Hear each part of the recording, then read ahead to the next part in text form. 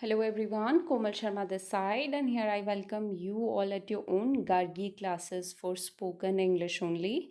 So आज हम अपने नेक्स्ट 10 वर्ड्स के बारे में जानेंगे, उनको अपनी डेली बेसिस पे किस तरीके से हमें यूज़ करना है उन सब के बारे में हम बात करेंगे. So let's begin with the first word. Your first word here is alter.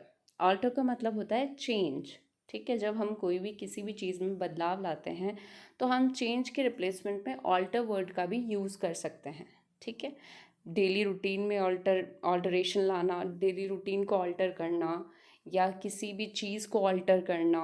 ठीक है, सो वहाँ पे हम चेंज के रिप्लेसमेंट पे ऑल्टर वर्ड का भी यूज़ कर सकते हैं. So alter is all synonym of change.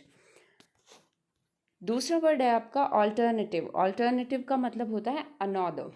जब आपके पास ऑप्शन होता है, ठीक है, तो एक छोड़ के जब आप दूसरा ऑप्शन चूज़ करते हो तो उसको ऑल्टरनेटिव बोला जाता है. ठीक है, while you have the options. और एक छोड़ के आप दूसरा कोई भी ऑप्शन चूज़ करते हो, that time you use the word alternative.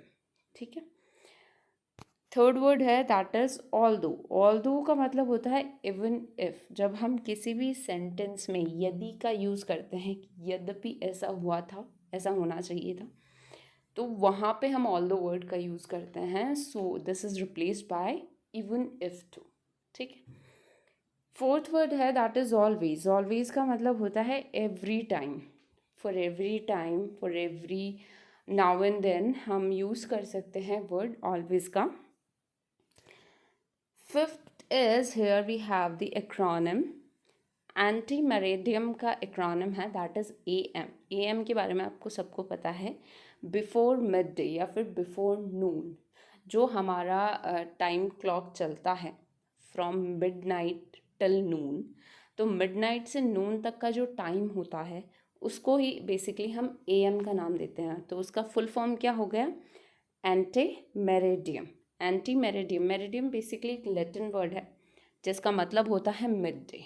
ठीक है, so before mid day, before noon का जो टाइम होता है उसको AM बोला जाता है. Right. Six word is amazing. Amazing का मतलब होता है सरप्राइजिंग. जब आप किसी भी चीज़ से सरप्राइज होते हो और वो आपको बहुत अच्छी लगती है, that time use the word amazing. Seventh word is among. Among का मतलब होता है इन द मिडल ऑफ. मतलब बहुत सारी चीज़ें रखी हुई हैं, तो बहुत सारी चीज़ों के बीच में एक चीज़ है, तो उसको हम अमंग बोलेंगे. या फिर कोई भी एक पर्सन है, वो 3-4 लोगों से घिरा हुआ है, तो उसको भी अमंग बोलेंगे. That person is standing among the 4 or 5 people, we can call it. ठीक है, सो अमंग. अमाउंट. अमाउंट का मतलब होता है क्वांटिटी. ठीक है, कितना क्वांटिटी है उसको अमाउंट बोलते हैं. Ninth is analysis. एनालिसिस का मतलब होता है एग्जामिनेशन. जब किसी भी चीज़ का हमें निचोड़ निकालना होता है, जब किसी भी कोई बहुत लेंदी, हमारे पास कोई बहुत एक लेंदी पैराग्राफ है और हमें उसको कट शॉर्ट करना है, तो हम उसको क्या करेंगे? एग्जामिन करेंगे. ठीक है, और उसके जो मेन पॉइंट्स हम उसको अलग कर देंगे. उसी को बोलते हैं, मतलब किसी भी चीज़ को, किसी ह्यूमन बीइंग को एनालिसिस कर सकते हैं हम. किसी ह्यूमन बीइंग का एनालिसिस कर सकते हैं, उसके मेरिट्स और डीमेरिट्स को अलग अलग कर सकते हैं. तो किसी भी पर्टिकुलर पर्सन, थिंग, किसी भी चीज़ को एग्जामिन करना is what we call analysis. ठीक है, tenth word is analysis. The person who is actually expert in analysing anything. जिस पर्सन को एग्जामिन करना आता है, जो एग्जामिन में एक्सपर्टाइज्ड होता है या फिर जो स्किल्ड होता है एनालाइज करने में, उसको हम क्या बोलेंगे? एनालिस्ट. जो एग्जामिन करता है, जो एनालिसिस करता है, उसको क्या बोलेंगे हम? एनालिसिस्ट.